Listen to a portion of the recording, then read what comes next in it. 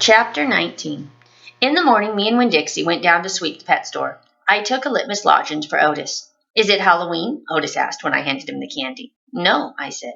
"Why?" "Well, you're giving me candy." "It's just a gift," I told him, "for today." "Oh," said Otis. He unwrapped the litmus lozenge and put it in his mouth, and after a minute tears started rolling down his face. "Thank you," he said. "Do you like it?" I asked him. He nodded his head.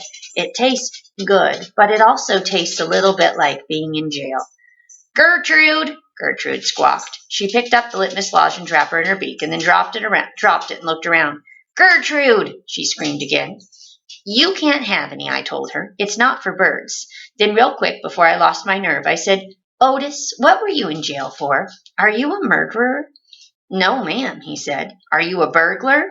"No, ma'am," said Otis again. He sucked on his candy and stared down at his pointy-toed boots. "You don't have to tell me," I said. "I was just wondering." "I ain't a dangerous man," Otis said, "if that's what you're thinking. I'm lonely, but I ain't dangerous." "Okay," I said, and I went into the back room to get my broom. When I came back out, Otis was standing where I left him, still staring down at his feet. "It was on account of the music," he said. "What was?" I asked. "Why I went to jail. It was on account of the music." "What happened?" "I wouldn't stop playing the guitar. Used to be I played it on the street and sometimes people would give me money. I didn't do it for the money. I did it because the music is better if someone is listening to it.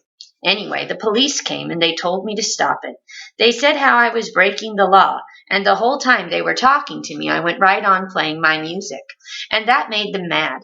They tried to put handcuffs on me." He sighed. "I didn't like that. I wouldn't have been able to play my guitar with them things on." "And then what happened?" I asked him. "I hit them," he whispered. "You hit the police?" "Uh-huh. One of them. I knocked him out. Then I went to jail, and they locked me up and wouldn't let me have my guitar. And when they finally let me out, they made me promise I wouldn't never play my guitar on the street again." He looked up at me real quick and then back down at his boots. "And I don't. I only play it in here for the animals. Gertrude, the human Gertrude, she owns this shop, and she gave me this job when she read about me in the paper.